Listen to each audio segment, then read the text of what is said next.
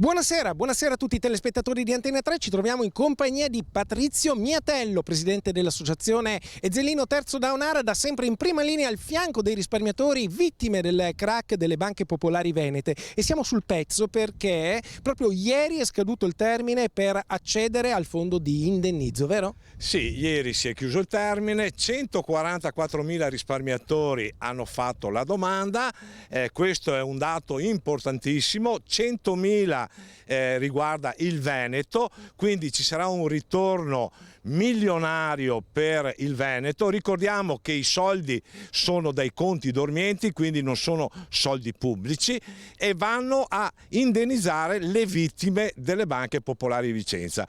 Oggi si è riunita la commissione che ha già provveduto a prevedere i primi indennizi, che si ipotizza, pensiamo, nel giro di qualche mese, quindi fra fine settembre e primi di ottobre ci saranno i primi indennizi ai risparmiatori. Si vedrà il denaro contante, insomma, si vede la luce in fondo al tunnel. Ringrazio Patrizio Miatello per queste buone notizie e restituisco la linea allo studio.